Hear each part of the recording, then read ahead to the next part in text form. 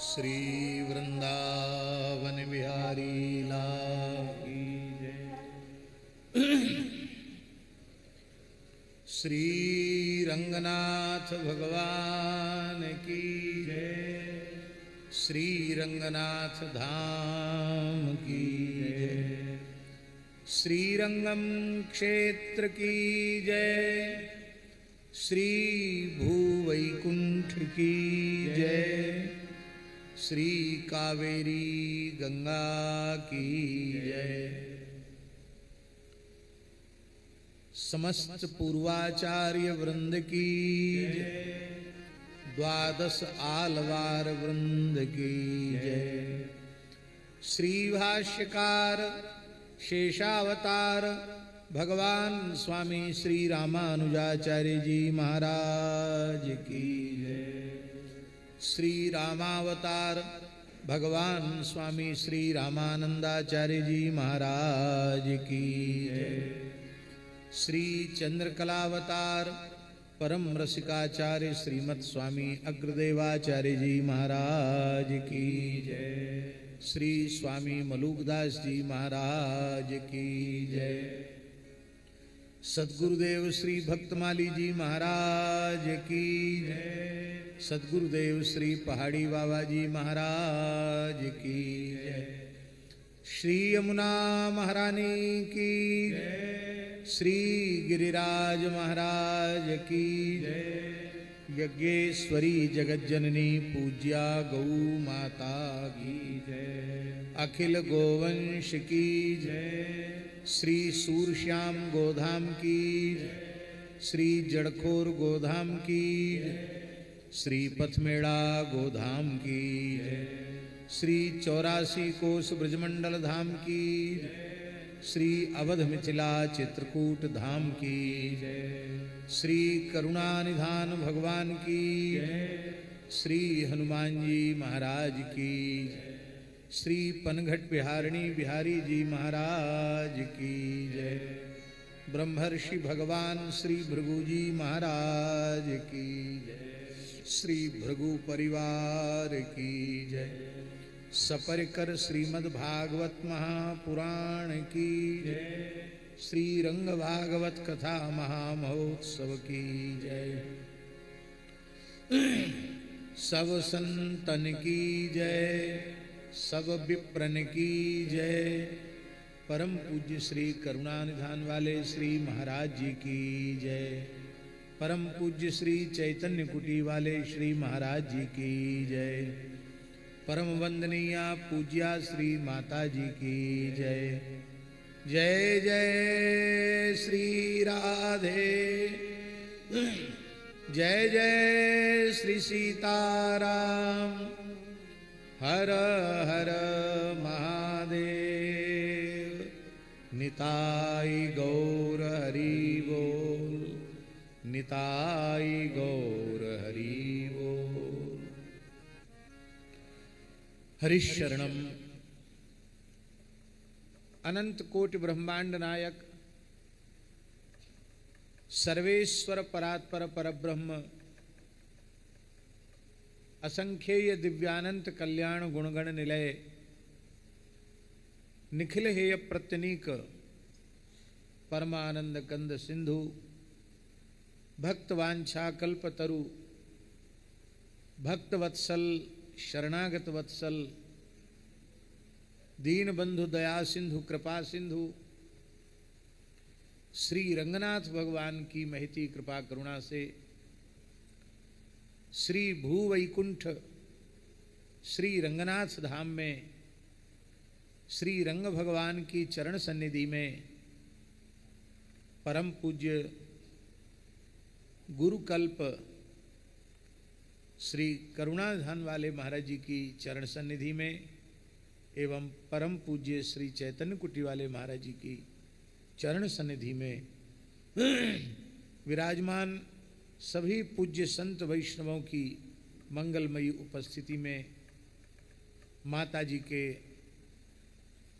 मंगलमय सानिध्य में हम आप सबको एक सप्ताह पर्यंत श्री रंगनाथ धाम में निवास करते हुए श्री रंगनाथ भगवान का दर्शन करते हुए नित्य प्रति मानव जन्म के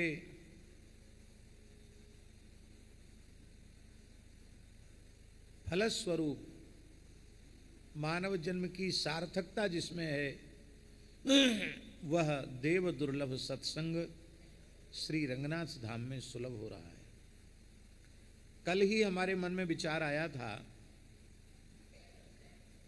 कि यहाँ की उपासना के जो दिव्य भाव हैं जो तमिल में हैं, यदि उन भावों को हिंदी में संग्रहित किया जाता तो जो तमिल पढ़ना समझना नहीं जानते उनको लाभ हो जाता। तो आज श्रद्धेय श्री आचार्य जी ने अत्यंत कृपा की और एक ऐसा दिव्य उपहार अर्पित किया, ये निधि के रूप में हमारे निकट रहेगा और हमको पढ़ करके लाभ प्राप्त होगा। वस्तुतः सत साहित्य का सृजन यह एक बहुत बड़ी साधना है, बहुत बड़ी उपासना है, क्योंकि जिन आचार्यों के यह दिव्य भाव हैं उनके अनुसंधान करने का सौभाग्य मिलता है और लेखन के समय उनके गंभीर चिंतन का सौभाग्य मिलता है। फिर उससे जिन वैष्णवों को पढ़ करके सुन करके लाभ होता है उनके अनुग्रह की भी प्राप्ति सहज हो जाती है। इसलिए सत साहित्य का सृजन लेखन बहुत बड़ी साधना उपासना है।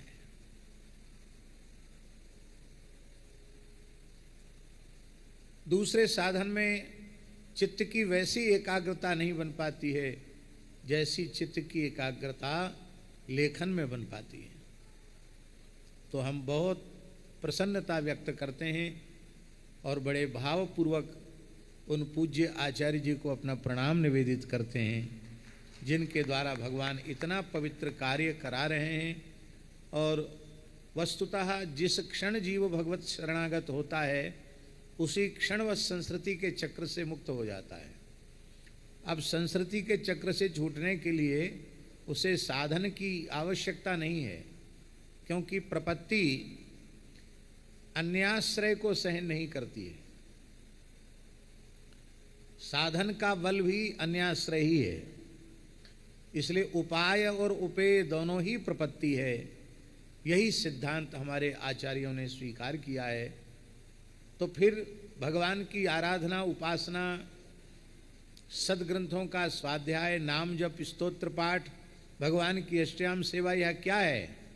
ये कल्याण के लिए नहीं है, ये किसी वस्तु की प्राप्ति के लिए नहीं है, ये प्रपन्न का कालक्षेप है।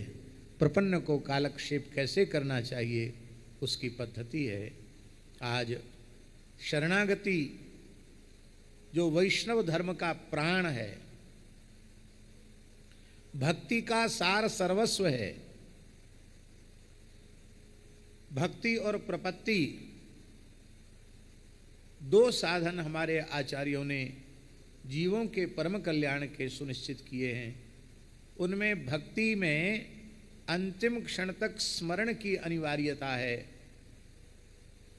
साधन से निरपेक्ष नहीं हुआ जा सकता है, अत्यंत सावधान होकर साधन करना है। किंतु भक्ति का ही उत्कृष्टतम स्वरूप जो प्रपत्ति है, उस प्रपत्ति में भगवती जगज्जननी श्री जानकी जी हनुमान जी के यह प्रस्ताव करने पर पृष्ठमारोह में देवी, श्रीमद् वाल्मीकि रामायण में हनुमान जी ने कहा पृष्ठमारोह में देवी, हे भगवती आप मेरी पीठ पर विराजमान हो जाएं, आपको मैं अभी राम जी से मिला दूंगा। किशोरी जी ने कहा नहीं, तुम वायु वेग से उड़ोगे, उस वेग को मैं कैसे सहन कर पाऊंगी, गिर जाऊंगी उस वेग से, पवन के झोंके से, और यादसा मन्नमुत्तमम, जलचरों का आहार बन जाऊंगी। हनुमान जी ने कहा उसकी जिम्मेवारी हमारी, मैं आपको गिरने नहीं दूंगा, आपको संभाल के रखूंगा। बोले कूट योद्धा ही राक्षसा, राक्षस कपट युद्ध करने वाले होते हैं, तुम अकेले होगे, बस सबके सब पीछे लग जाएंगे, तब क्या करोगे? बोले नरावण सहस्रम में युद्धे प्रतिबलम भवेत। अरे राक्षसों की क्या चले, हजारों रावण भी युद्ध में मेरी बराबरी नहीं कर सकते, इसलिए राक्षस मेरे लिए कोई चीज नहीं है। सारे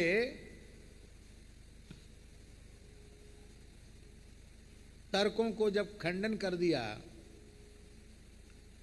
तब श्री जानकी जी उस अत्यंत गोप्याति गोप्य रहस्यात्म का जो प्रपत्ति है उसका संगोपन करना चाहती थी, लेकिन श्री हनुमान जी को उत्तम अधिकारी जान करके उन्होंने प्रपत्ति का उपदेश किया और केवल एक पंक्ति में, माम नयेद यदि काकुत्साह तत्तस्य सदृशम भवेत्।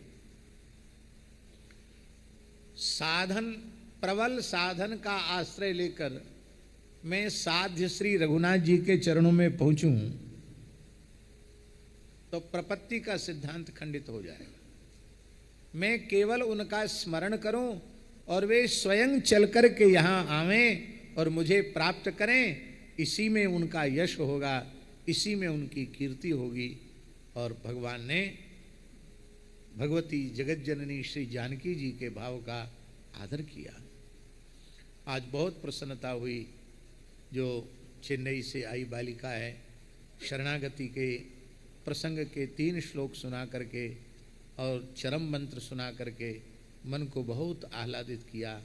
वस्तुतः वैष्णव तो प्रतिदिन इसका स्मरण करते हैं। आज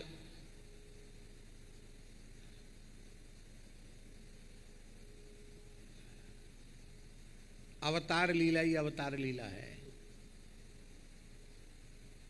पहले गजेंद्र मोक्ष के लिए भगवान का हरिमेधा ऋषि की पत्नी हरिणी के गर्भ से हरि रूप में अवतरण, जिन्होंने रमा वैकुंठ को प्रकट किया। फिर समुद्र मंथन के प्रसंग में भगवान कच्छप का प्राकट्य, भगवान मोहिनी का प्राकट्य, भगवान धन्वंतरी का प्राकट्य,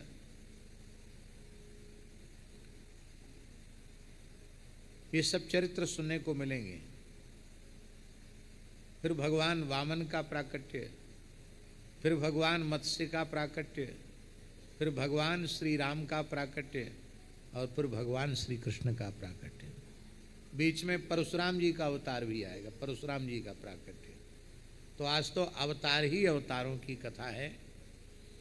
समय भी अधिक हो गया है, तो हम समय के अनुरूप आज कथा का आरंभ कर रहे हैं। पर नित्य का जो क्रम है श्री गीतावली का, उसका स्मरण करते हुए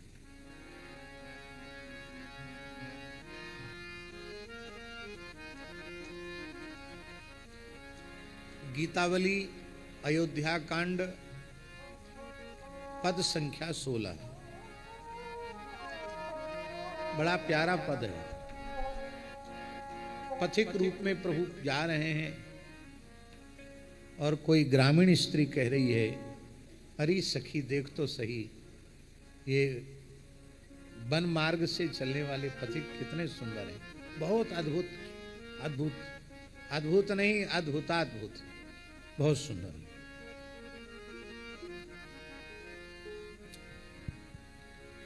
तू देखी देखी री पथिक परम सुंदर दो, तू देखी देखी री पथिक परम सुंदर दो, तू देखी देखी री पथिक परम सुंदर दो, तू देखी देखी री पथिक परम सुंदर दो, तू देखी री पथिक परम सुंदर दो, देखी देखी री पथिक परम सुंदर दो। मरकत कल धौत बरन काम कोटि कांति हरण, धौत बरन काम कोटि कांति चरण कमल कोमल अति राजकुंवर को। चरण कमल कोमल अति राजकुंवर को। तू देखी देखी पथिक परम सुंदर दो। तू देखी देखी पथिक परम सुंदर दो। तू देखी देखी पथिक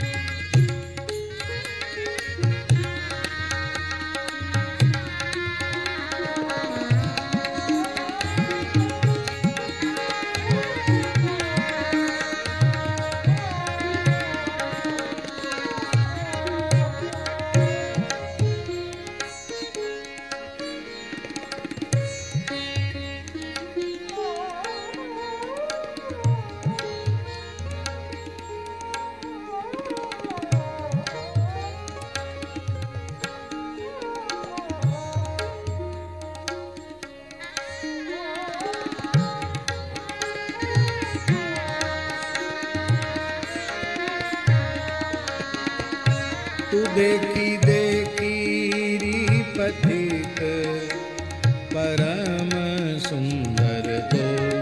तू देखी देखी पथिक परम सुंदर दो। कर सर धनुष कटि निषंग मुनिपट सोहे सुभग अंग। संग चंद्र बदनी बधु सुंदरी सूठी सो। संग चंद्र बदनी बधु सुंदरी सूठी सो। तापस बर बेस किए शोभा सब लूट लिए। तापस बर बेस किए शोभा सब लूट लिए। चित्त के चोर वै किशोर लोचन भरी जो। चित्त के चोर वै किशोर लोचन भरी जो। तू देखी देखी पथिक परम सुंदर दो। तू देखी देखी पथिक परम सुंदर दो।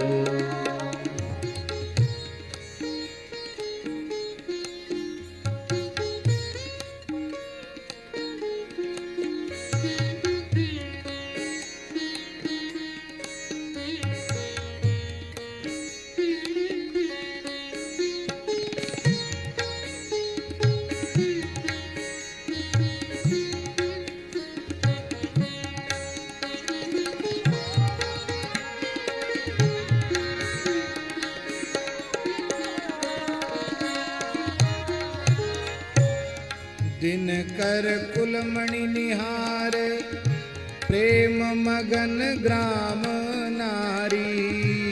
दिन कर कुलमणि निहार प्रेम मगन ग्राम नारी।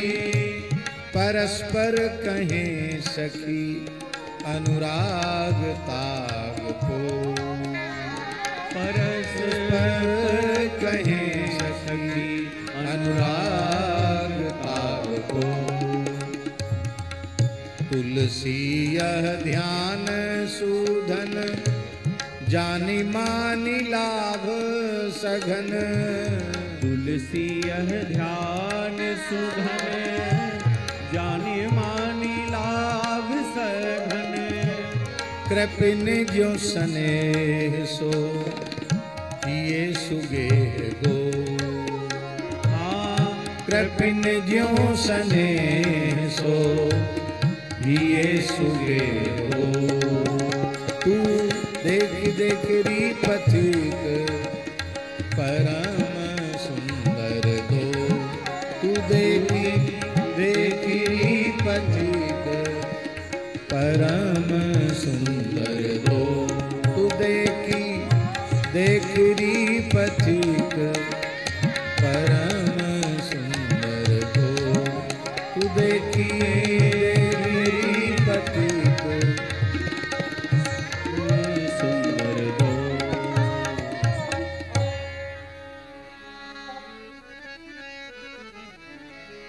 पद संख्या 17।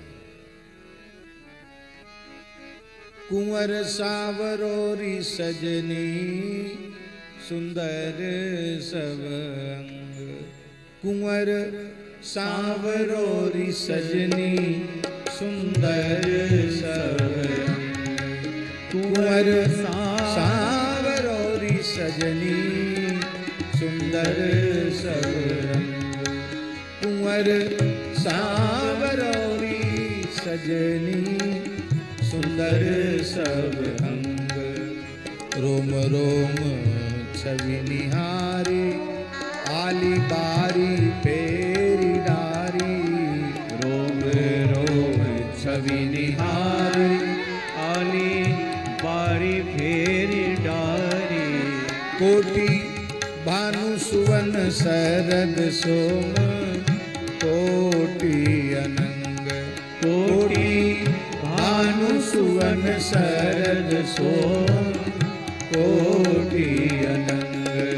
कुंवर सावरोरी सजनी, सुंदर सब अंग। कुंवर सावरोरी सजनी, सुंदर सब अंग।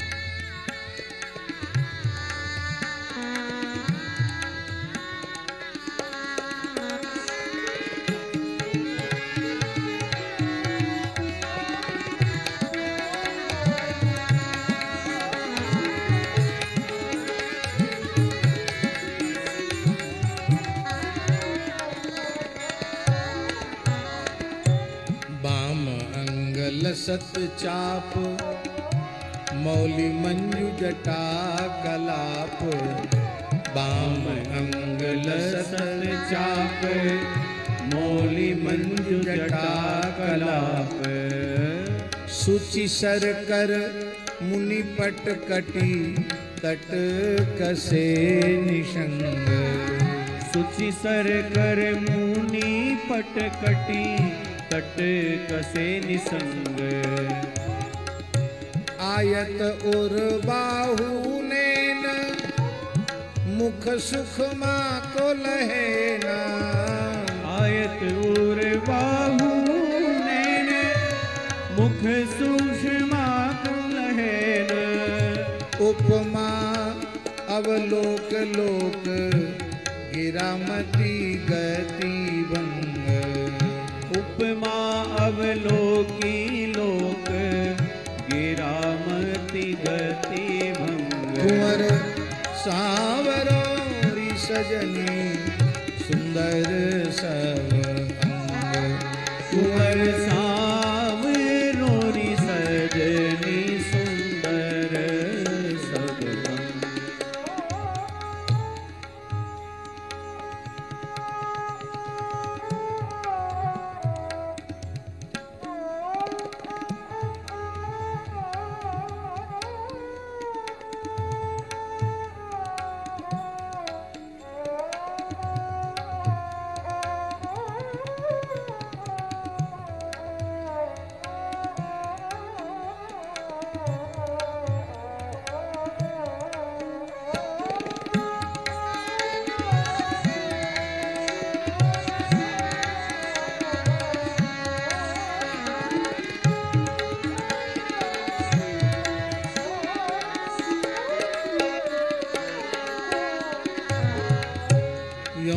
कही भई मगन बाल, बिछ की सुन जुवती जाल।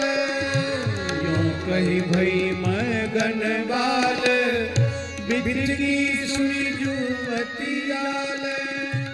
चितवत चले जात संग, मधुप मृग विहंग। चितवत चले जात संग, मधुप मृग विहंग। बरनों की तिनकी दसही निगम अगम। बरनों की तिनकी दसही निगम अगम प्रेम रसही। तुलसी मन वसन रंगे, रुचिर रूप रंग।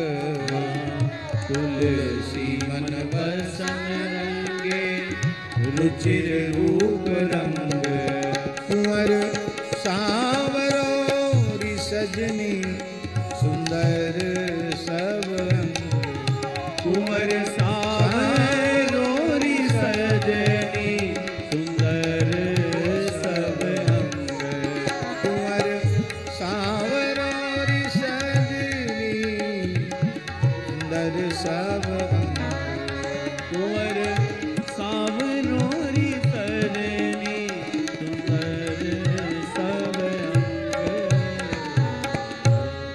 इस पद में माता जी गोस्वामी जी कह रहे हैं, केवल वनवास के मार्ग में जो ग्राम बधूटियां हैं, वे ही राम जी के रूप को देखकर मोहित नहीं हो रही हैं। श्री राम लक्ष्मण जानकी जी के स्वरूप को देख के मृग भी साथ नहीं छोड़ रहे हैं, भौरे भी चल रहे हैं, पक्षी भी चल रहे हैं। श्री राम जी को कोई छोड़ना नहीं चाहता। कहते जहां हिरणों की, पशुओं की, पक्षियों की, भौरों की ये अवस्था है, वहाँ जो विवेक विचार प्रधान मनुष्य हैं, उनकी क्या गति होगी, हम उसका वर्णन नहीं कर सकते हैं। वे कहती हैं ग्रामीण स्त्रियां, अरे सखी, किसी भी विधि से इनको अपने घर में बंद करके रख लो, ये यहाँ से आगे बढ़े नहीं। बोले कैसे घर में बंद किए जा सकते हैं, ये तो कोई राजकुमार लगते हैं, क्योंकि इनके विशाल कोदंड इनके हाथ में है, ये कोदंड पाणी है, विशाल धनुष है, तरकस है, बाण है, इनकी जो चाल ढाल है उससे लगता है कि कोई अत्यंत वीर राजकुमार हैं। हम गांव के लोग भला इनको कैसे रोक सकते हैं। तब दूसरी सखी कहती है, महाराज जी कि ऐसा करो, इनको अब नेत्रों का पथिक बना लो, नेत्रों के मार्ग से अपने हृदय रूपी घर में आकर बिठा लो, और फिर दरवाजा बंद कर दो, किवाड़ लगा दो, कपाट बंद कर दो, जिससे निकल के कभी न जावे हृदय के घर में, और इनको प्रेम की कुंज में, हृदय के सिंहासन पर श्री राम लक्ष्मण जानकी जी को प्रतिष्ठित कर लो। बड़ा अद्भुत है। गीतावली में जो भाव गोस्वामी जी ने दिए हैं श्री राम जी के चरित्र के, वो भाव दिए हैं गीतावली में जो रामचरितमानस में नहीं कह पाए, उन भावों को गीतावली में कहा है। इसलिए गीतावली अपने आप में गीतावली है। हम प्रणाम करते हैं और अब सावधान हो जाएं।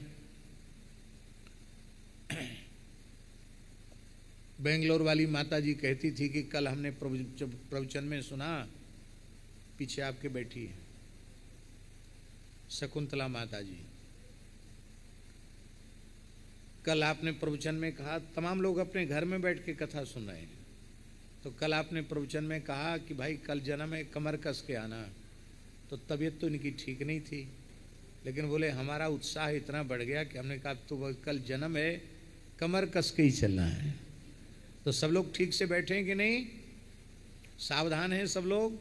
अब भगवान की मंगलमयी कथा भागवत के क्रम के अनुसार आरंभ हो रही है। भगवान श्री कृष्ण का जन्म कितने बजे हुआ था, दिन में कि रात में?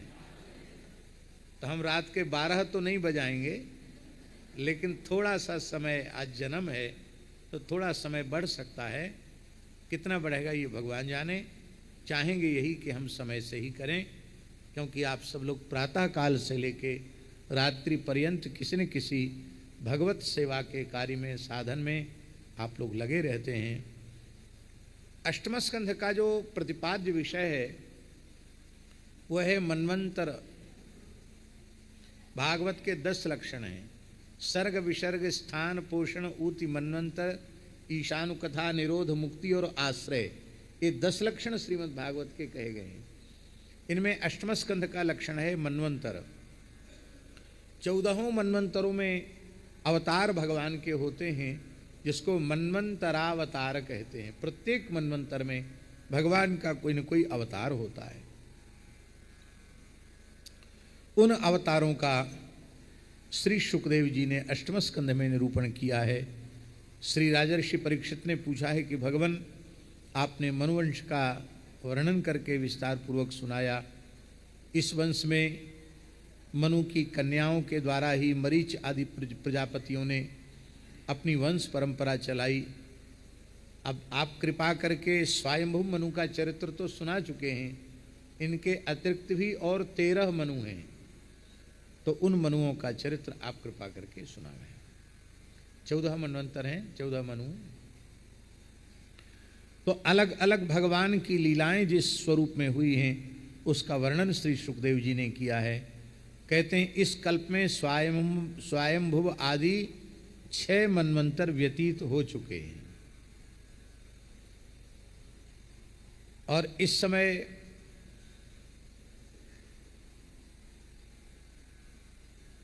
वैवस्वत मनवंतर चल रहा है। 6 मनवंतर बीत चुके हैं, 7वां मनवंतर सप्तमे वैवस्वत मनवंतर है।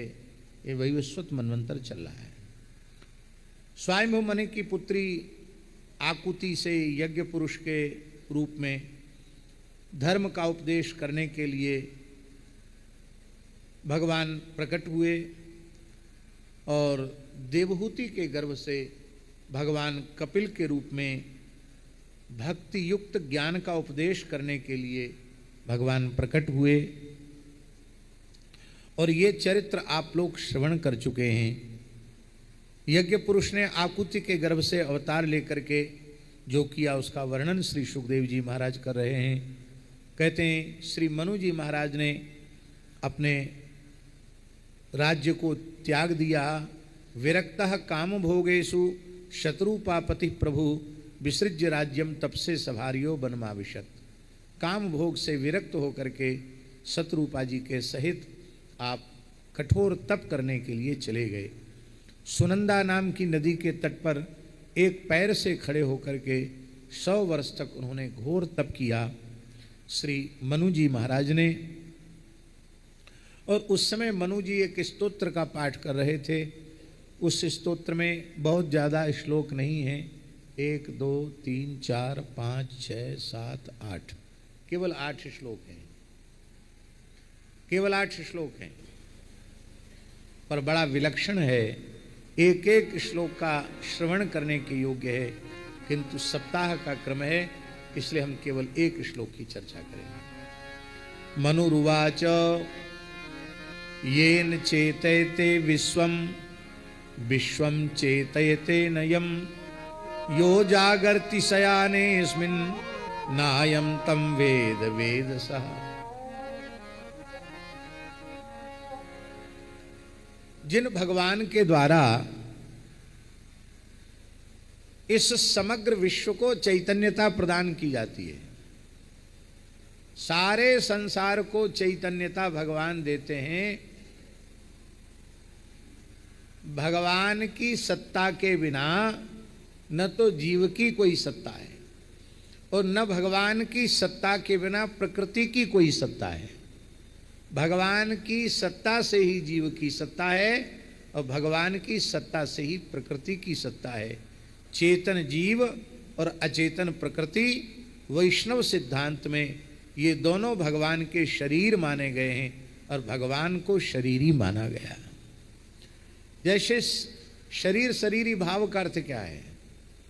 विशिष्टाद्वैत सिद्धांत के अनुसार शरीर शरीरी भाव का अर्थ है कि शरीरी के बिना शरीर की कोई स्थिति नहीं है। ऐसे ही परमात्मा के बिना न तो जीव की स्थिति है और न जगत की स्थिति है। चेतन अचेतन दोनों के एकमात्र नियामक भगवान हैं। चेतन जीव और अचेतन प्रकृति ये दोनों भगवान के द्वारा नियाम्य हैं और एकमात्र भगवान ही इसके नियामक हैं। भगवान सबको चेतना देते हैं, सारे विश्व को चैतन्यता देते हैं, पर भगवान को कौन चैतन्यता देता है?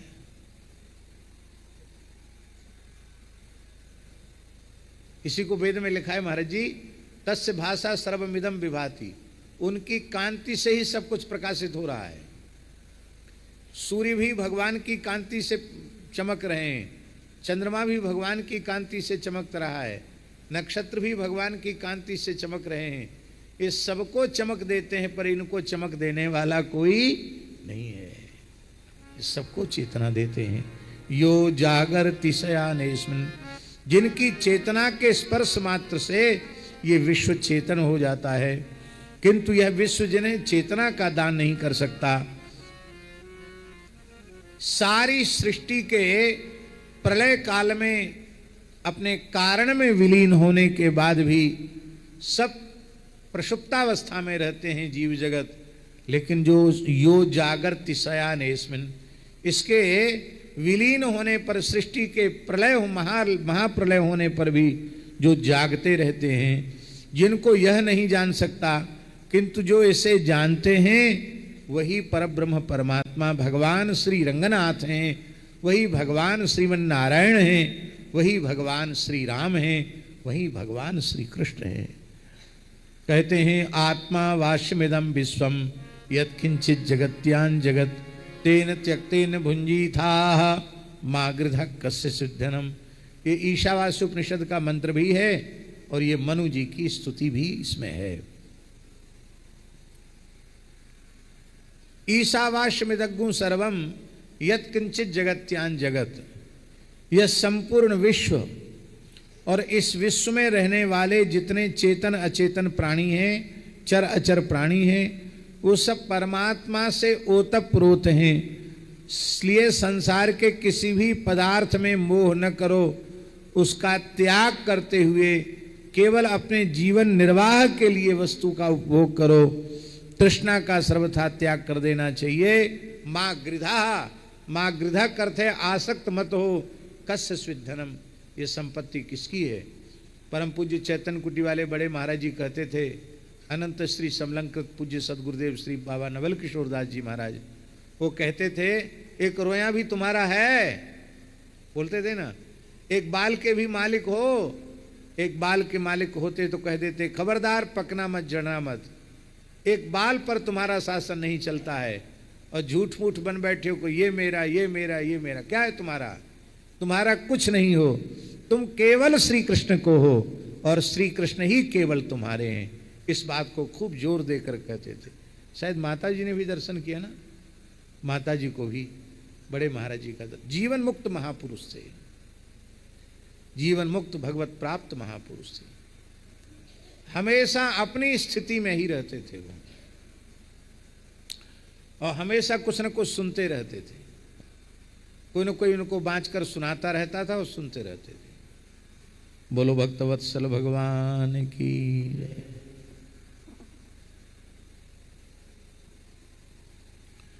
यम न पश्यति पश्यन्तम चक्षुर्यस्य न दृश्यति तम भूत निलयम देवम सुवर्ण सुपर्ण मुपधावत। कहते भगवान सबके साक्षी हैं, उन्हें बुद्धि वृत्तियां नेत्र इंद्रियां आदि देख नहीं सकती हैं। उन भगवान की जो ज्ञान शक्ति है वह अखंड है। समस्त प्राणियों के हृदय में रहने वाले उन स्वयं प्रकाश परमात्मा की शरण ग्रहण करनी चाहिए। ये श्री मनु जी महाराज कह रहे हैं। वो तो तमीह मानम निर्हं कृतम बुधम निराशसम पूर्ण मनन्य चोदितम नृन शिक्षयंतम निजबर्त्म संस्थितम प्रभुम प्रपद्ये खिल धर्म भावनम। समस्त धर्मों के प्रवर्तक, संपूर्ण प्राणियों के जीवन दाता जो भगवान श्रीमन नारायण हैं, मैं उनकी शरण ग्रहण करता हूँ। ये शरणागति गद्य, शरणागति पद्य है एक प्रकार से। ये 8 श्लोक मनु जी के शरणागति पद्य के रूप में है। वो शरणागति के भावों का चिंतन कर रहे थे और दैत्यों ने सोचा ये पता नहीं क्या बक रहे हैं। वो थोड़ी समझें कि वो क्या बोल रहे हैं, वो हमको क्या गाली बक रहे हैं, क्या बोल रहे हैं, क्या बड़बड़ा रहे हैं। तो वो दैत्य उनको जगधुम अभ्यद्रपन क्षुधा, भूखे असुर उनको खाने के लिए दौड़े।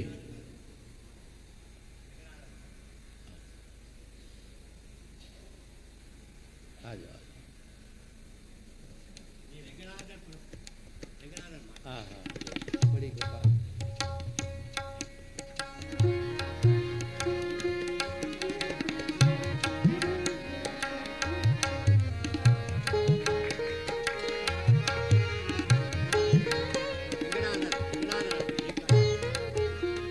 बड़ी कृपा, बड़ी कृपा।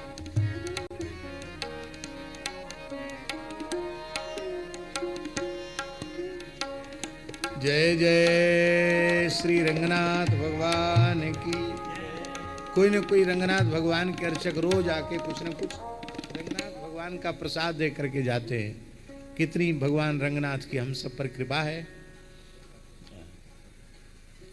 श्री रंगनाथ भगवान की जय। यहाँ चैतन्यकुटी वाले महाराज जी, यहाँ एक बड़ी विचित्र बात है।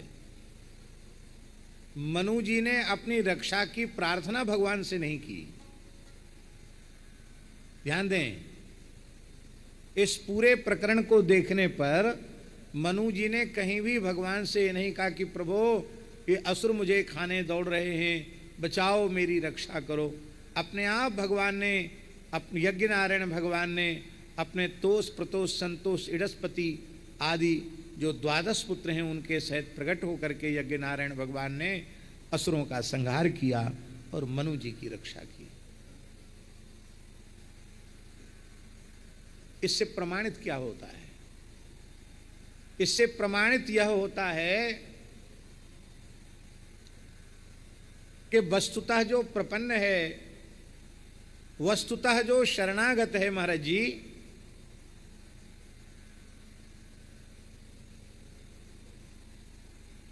चलो भैया खींच दो उनका,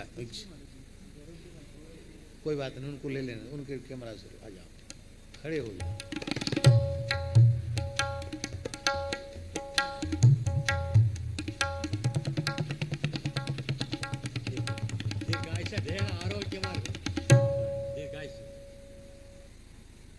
श्री रंगनाथ भगवान की जय।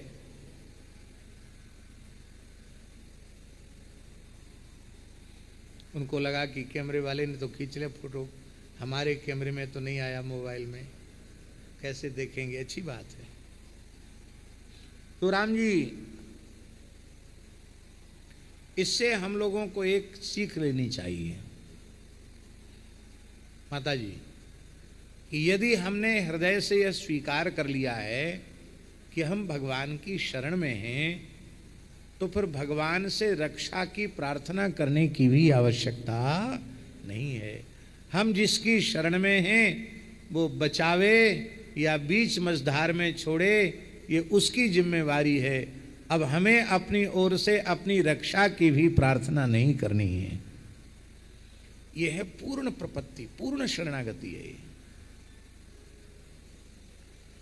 किसी वस्तु पदार्थ की कामना नहीं करनी, मोक्ष की भी कामना नहीं करनी, संकट आवे तो रक्षा की भी कामना नहीं करनी।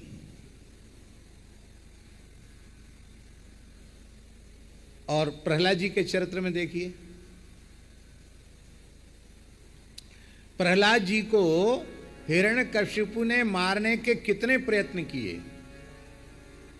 अग्नि में जलाया, हाथी से कुचलवाया, समुद्र में पत्थर पहाड़ बांध कर डुबाया, पहाड़ के ऊपर से नीचे गिराया, गरदानई रभोजनई विष पिलाया, भूखा छोड़ दिया, कोठरी में बंद कर दिया, क्या नहीं किया। लेकिन संपूर्ण प्रहलाद चरित्र को उठा करके देख लो, प्रहलाद जी ने कहीं भी त्राहिमाम पाहिमाम रक्षमाम नहीं कहा। वो केवल भगवान का स्मरण कर रहे हैं, भगवान से अपनी रक्षा की प्रार्थना भी नहीं करते हैं। और प्रहलाद जी का बाल बांका हुआ। इसलिए शरणागत को निर्भय हो जाना चाहिए। कोई व्यक्ति एक बूंद जल हाथ में लेकर कोई धर्मनिष्ठ व्यक्ति संकल्प करता है, एक बूंद हाथ हथेली पर जल लेकर के, तो संकल्प की पूर्ति के लिए अपनी संपूर्ण शक्ति लगा देता है। और भगवान ने शरणागतों को अभयदान देने का संकल्प एक बूंद जल अपनी हथेली पर लेकर नहीं किया, अगाध समुद्र को साक्षी करके भगवान ने शरणागतों को अभयदान देने की प्रतिज्ञा की है। सकृत एव प्रपन्नाय तवास्मीति च याचते अभयम सर्वभूतेभ्यो ददाम्येतद् व्रतम मम, एतद् मम व्रतम, यह मेरा व्रत है, मेरी प्रतिज्ञा है कि एक बार आकर के कोई जीव कह दे, हे नाथ, हे मेरे नाथ, मैं आपकी शरण में हूं, मैं आपका हूं, इतना एक बार कह दे तो मैं उसे संपूर्ण प्राणियों से अभय कर देता हूं। माता जी, बड़ी विचित्र बात तो यह है, सबसे तो अभय कर ही दे देते हैं, स्वयं से भी अभय कर देते हैं। इसलिए तो भक्त भगवान से नहीं डरता है। अब देखो, कल हम लोग ने नरसिंह भगवान का चरित्र सुना। ब्रह्मा जी, शंकर जी सब स्तुति कर रहे हैं, नरसिंह भगवान का क्रोध शांत नहीं हुआ। लक्ष्मी जी को कहा आप जाओ, लक्ष्मी जी भी वापस लौट के चली आई। प्रहलाद जी को डर नहीं लगा।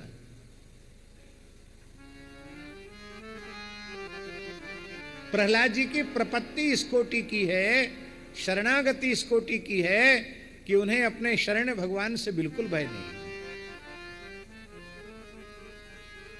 स्वपाद मूले पतितं तमर्भकं विलोक्य देवा कृपया परिप्लुतः उत्थाप्य तच्छीर्ष्ण्य दधात् कराम्बुजम् कालाहि वित्रस्त धिया कृता।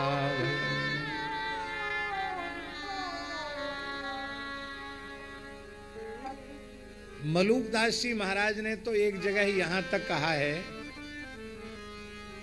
कि अब हमें स्मरण की भी आवश्यकता नहीं। इस बात को सुन के आप लोग स्मरण करना छोड़ मत देना। हाँ, कि फिर मंत्र जब छोड़ दो, नाम जब छोड़ दो, ये सब इसका अर्थ ये मत लगा लेना। ये पूर्ण समर्पण, पूर्ण शरणागति की पराकाष्ठा का भाव। माला जपो न कर जपो जिह्वा कहूं न राम, माला जपो न कर जपो जिह्वा कहूं न राम। मेरा सुमिरन हरि करें, मेरा सुमिरन हरि करें, मैं पाया विश्राम,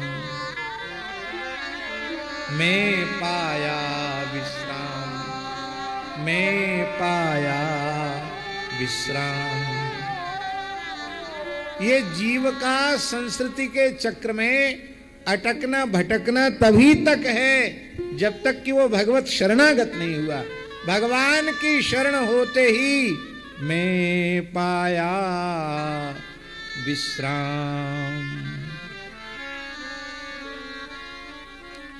संत मलुकदास जी कहते मैं माला नहीं जपता, माला जपो ना, माला नहीं जपता। तो करमाला जप लेते होगे उंगलियों पर, कहते वो भी नहीं जपता। तो जिह्वा से राम राम बोलते होगे, बोले जिह्वा कहो न राम। अब जिह्वा से भी राम राम नहीं जपता। क्यों? कहते अब तो अवस्था ही दूसरी हो गई है। मेरा सुमिरन हरि करें, मैं पाया विश्राम। अब भगवान की गर्ज हो तो मलूक मलूक मलूक मलूक जप लिया करें, क्योंकि मुझे तो विश्राम मिल गया। इसका आशय क्या है? इसका आशय क्या है? शरणागति माने भगवान की गोद। भगवान की अंक ये शरणागति है। बच्चे को जब तक माँ की गोद नहीं मिलती है तब तक बालक रोता है, अम्मा अम्मा अम्मा अम्मा कह के रोता है। माता मिठाई देती है, फेंक देता है, खिलौना देती है, फेंक देता है, और कहीं चक्कर में आ गया तो फिर माता अपने काम में लगी रहती है। और यदि मिठाई के लालच में नहीं आवे, खेल खिलौना के लालच में नहीं आवे, किसी भी प्रकार से रोना बंद न करे, खाली अम्मा अम्मा कह के रोता रहे, तब मैया लाख करोड़ काम भी पड़े हों तो उनको छोड़कर बालक को गोद में उठा लेती है और बड़े प्रेम से मुख चूमती है, स्तनपान कराती है और बालक रोना बंद कर देता। अब बालक का भजन बंद।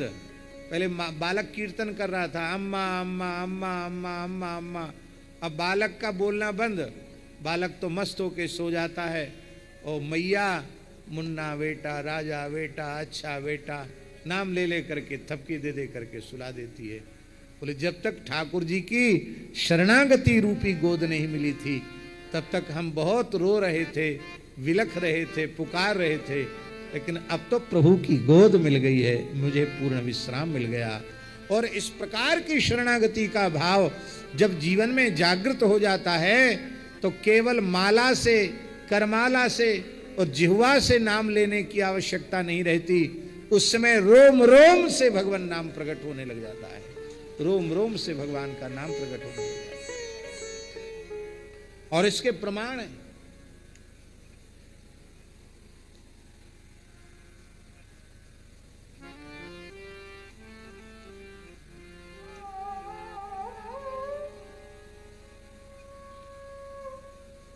भीष्म जी ने प्रतिज्ञा कर ली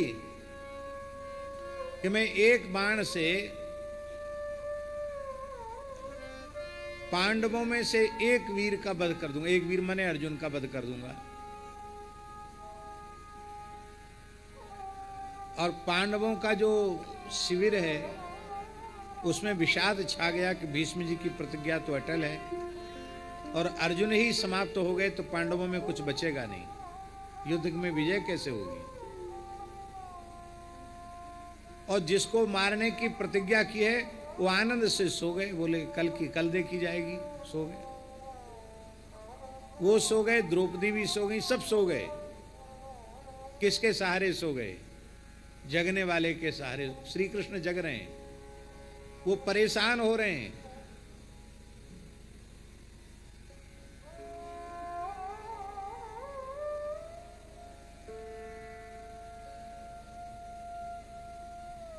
बहुत ध्यान से सुने। तो भगवान ने पहले द्रौपदी को जगाया, द्रौपदी जगो, तुमने भीष्म जी की प्रतिज्ञा नहीं सुनी? बोले खूब सुनी है। फिर क्यों सो रही हो? बोले आप क्यों जग रहे हो? बोले हमें चिंता है, आपको चिंता है इसलिए मैं सो रही हूं। तो हमारा सहयोग तो कर दो। क्या सहयोग चाहिए? बोले अर्जुन को जगाओ, मेरे जगाने से जग नहीं रहा है। ठाकुर जी ने खूब हिलाया डुलाया। अर्जुन ने कहा दिन भर तो युद्ध करता हूं, रात को तुम सोने नहीं देते, जाओ। उठ ही नहीं रहा। अर्जुन सो रहे थे और उस समय जब द्रौपदी जगाने गई तो अर्जुन के रोम रोम से कृष्ण कृष्ण कृष्ण कृष्ण कृष्ण कृष्ण कृष्ण कृष्ण कृष्ण निकल रहा था। अब तो द्रौपदी बहुत व्याकुल हो गई, प्रेम से चरण दबाने लगी। कहा क्या हुआ, जगाने की बजाय तुम तो और बढ़िया से दबा के और सुला रही हो। कहा प्रभु सुनो तो सही, क्या आवाज आ रही है। तो भगवान ने जैसे ही सुना कि अर्जुन एकदम सुसुप्ति में सोए हुए हैं और उनके रोम रोम से नाम प्रकट हो रहा है, श्री कृष्ण श्री कृष्ण श्री कृष्ण। अब ठाकुर जी भी चरण दबाने लगे। उसी समय नारद जी आ गए। नारद जी इसको देखकर के आनंद में विह्वल हो गए। तुरंत उन्होंने अपने ब्रह्मा जी से तार मिलाए, पिताजी झांकी का दर्शन कर लो। लक्ष्मी जी जिनके चरण पलटती हैं वो श्री कृष्ण अर्जुन के चरण दबा रहे हैं। वहां आए तो ब्रह्मा जी भी आनंदित तो हो गए, कृष्ण कृष्ण नाम अर्जुन के रोम रोम से प्रकट हो रहा है। उसी समय पार्वती जी ने शंकर जी से पूछा महाराज किसी ऐसे भक्त का दर्शन कराओ जो इस समय भगवान को सबसे अधिक प्रिय हो। बोले तो चलो हमारे साथ चलना पड़ेगा। भोले बाबा पार्वती जी के सहित आए तो देखा कि कोई नारद जी पंखा झल रहे हैं, तो कोई चरण दबा रहा है, तो कोई नाच रहा है, कोई गा रहा है, अर्जुन सो रहे हैं।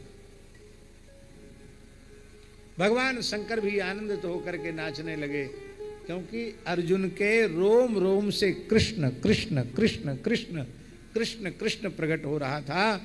इस प्रकार का एक बड़ा सुंदर चित्र भी गीता प्रेस ने छापा है पुराने अंक में, और बड़े विस्तार से इस चरित्र का वर्णन है। शरणागत के तो रोम रोम से भगवान नाम प्रकट हो जाता है। शरणागति केवल वाणी से नहीं होती है। शरणागत के जीवन में अपना कहलाने के लिए कुछ भी शेष नहीं रह जाता है। यदि कुछ भी शेष रह गया तो शरणागति कहां हुई? तन मन प्राण देह गेह कुटुंब स्त्री पुत्र लोक परलोक शुभ अशुभ कुछ भी अपना नहीं, सब कुछ भगवान का है, सब कुछ भगवान के चरणों में अर्पित है। आत्मना सह निवेदयामि, अपने सहित सब कुछ भगवान के चरणों में समर्पण कर देता है और हृदय से कहता है, हे रंगनाथ तवास्मि, हे श्री राम तवास्मि, हे श्री कृष्ण तवास्मि, हे श्रीमन नारायण तवास्मि। ये हृदय से स्वीकार करता है। और ऐसे शरणागत भक्त को अपनी रक्षा की प्रार्थना नहीं करनी पड़ती है। भगवान यज्ञ पुरुष भगवान अपने याम आदि पुत्रों के सहित आए और असुरों को संहार किया, और संहार करके मनु जी की रक्षा की, और फिर वे भगवान ही इंद्र पद पर प्रतिष्ठित हो गए। यज्ञ नारायण भगवान भी कुछ काल के लिए इंद्र पद पर प्रतिष्ठित होकर के स्वर्ग का शासन करने लगे। ये प्रथम मनवंतर का चरित्र है। बोलो यज्ञ नारायण भगवान की। प्रथम मनवंतर में भगवान यज्ञ नारायण रूप से प्रकट हुए। द्वितीय मनवंतर है स्वारोचिस नाम का मनवंतर। इस स्वारोचिस मनवंतर में वेदशिरा की पत्नी तुषिता के गर्भ से भगवान ने अवतार लिया और भगवान का नाम विभु हुआ। इस विभु अवतार में, इस स्वारोचिस मनवंतर में भगवान नैष्ठिक ब्रह्मचारी हुए। ब्रह्मचर्य आश्रम की प्रतिष्ठा करने के लिए ही भगवान ने अवतार लिया था। और महाराज जी लिखा है, 88 सहस्राणि मुनियो ये धृतव्रता अन्वशिक्षण व्रतम तस्य कौमार ब्रह्मचारिणः। 88,000 ऋषि कुमारों ने भगवान विभु से प्रेरणा प्राप्त करके अखंड ब्रह्मचर्य व्रत का पालन किया। जो सौनकादि 88,000 ऋषि हैं, इन्होंने विभु भगवान से शिक्षा लेकर के ऊर्ध्वरेता ब्रह्मचारी 88,000 ऋषि हुए, जो नैमिषारण्य में कथा सुनने के लिए विराजमान है। महाराज जी हम कहां तक कहें, शास्त्रों में लिखा है केवल 25 वर्ष की आयु तक कोई पूर्ण ब्रह्मचर्य का पालन कर ले, सर्वथा अष्टांग मैथुन का त्याग कर दे, पूर्ण ब्रह्मचर्य का पालन कर ले, तो उसका शरीर दिव्य हो जाएगा। उसके शरीर से दुर्गंध नहीं आएगी, सुगंध आने लग जाएगी। खिले हुए कमल की सी सुगंध आने लग जाएगी। उसके सामने देवी देवता प्रत्यक्ष प्रकट होकर के दर्शन देने लग जाएंगे। यहीं बैठे बैठे आकाश के लोकों का वो दर्शन कर सकता है। सिद्धों से, देवताओं से, ऋषियों से संवाद कर सकता है, केवल और केवल ब्रह्मचर्य के अखंड पालन से। पर खान पान ऐसा है, संग ऐसा है, शिक्षा ऐसी है कि उस शिक्षा में अब ब्रह्मचर्य की बात कहना उपहासास्पद जैसी होती चली जा रही है। आज तो दुर्भाग्य है इस देश का कि विवाह के पूर्व ही युवक युवतियों का चरित्र नष्ट हो जाता है। उनको कहाँ ब्रह्मचर्य की बात आप बताएंगे? ब्रह्मचर्य की बहुत बड़ी महिमा है। इस ब्रह्मचर्य आश्रम की प्रतिष्ठा के लिए ही भगवान विभु ने अवतार लिया। तीसरे मनु, उत्तम नाम के मनु, वो प्रियव्रत के पुत्र हैं और इस अवतार में भगवान ने शून्यता के गर्भ से सत्यसेन नाम से भगवान ने अवतार ग्रहण किया। बोलो सत्यसेन भगवान की जय। और उस समय चौथे मनवंतर का नाम तामस था। इस तामस मनवंतर में ये तीसरे मनु उत्तम के सगे भाई थे। और इस तामस मनवंतर में भगवान ने हरिमेधा ऋषि की पत्नी हरिणी के गर्भ से अवतार लेकर के, हरि रूप में अवतार लेकर के ग्राह की गजेंद्र से रक्षा, ग्राह से गजेंद्र की रक्षा की थी। यह सुनकर के श्री राजर्षि परीक्षित जी ने पूछा कि भगवान हरिर यथा गजपतिम ग्राहग्रस्त ममु मुचत, आप कृपा करके बताइए कि भगवान नारायण ने, हरि ने गजेंद्र को ग्राह के संकट से कैसे छुड़ाया, आप कृपा करके बताइए।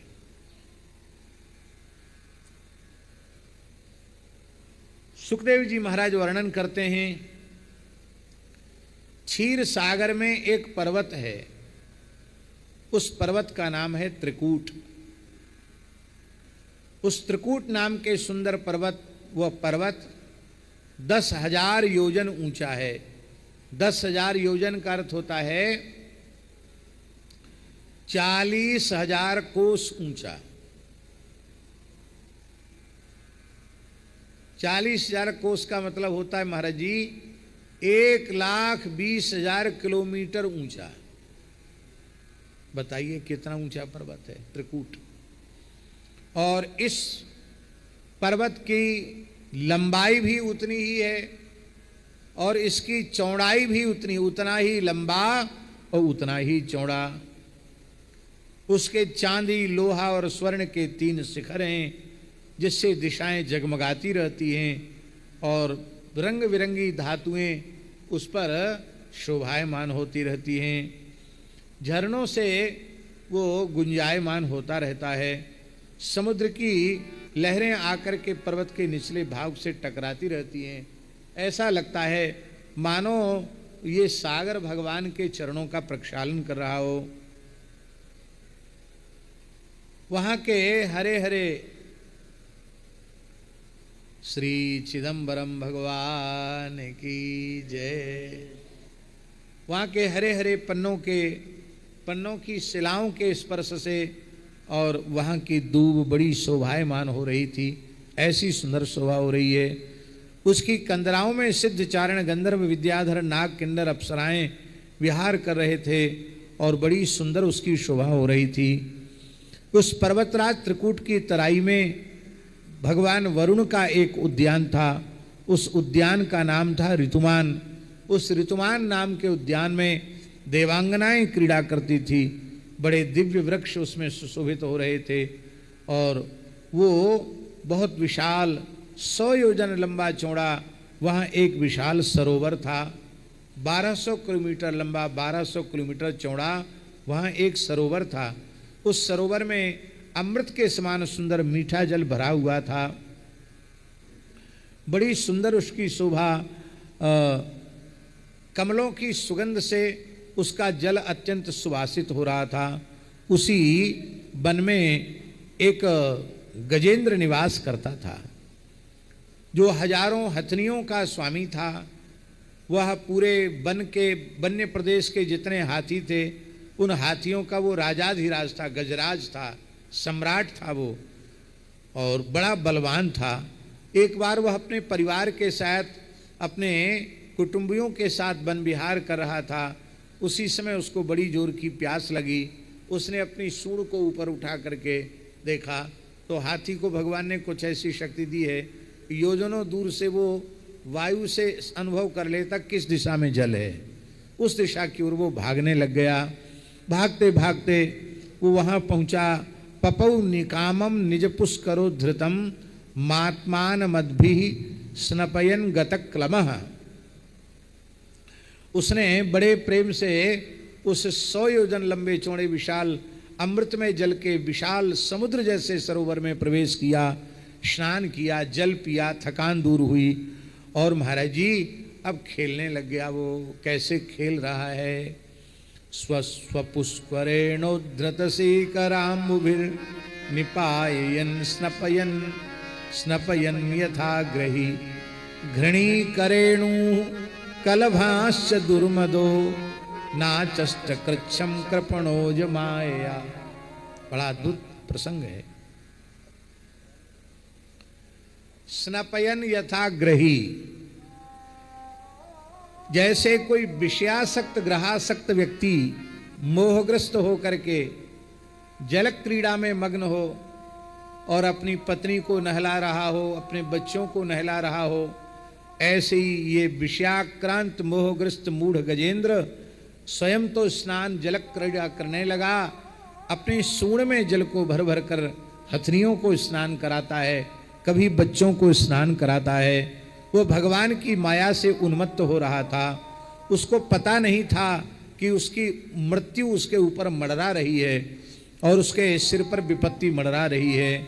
उसी समय दैव की प्रेरणा से उसके पैर को एक विशाल ग्राह ने पकड़ लिया। ये बड़ा बलवान था। इसने अपने पैर को छुड़ाने की खूब चेष्टा की।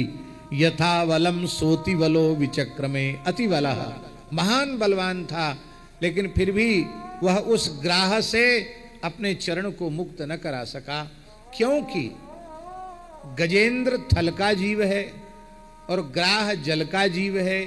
जल के जीव की जल में शक्ति अधिक होती है, स्थल के जीव की स्थल में शक्ति अधिक होती है, एक कारण। दूसरा कारण, गजेंद्र का गरम गरम रक्त पी रहा था ग्राह, और गजेंद्र को तो वहां कुछ खाने पीने को धरा ही नहीं था, यह भी एक कारण था।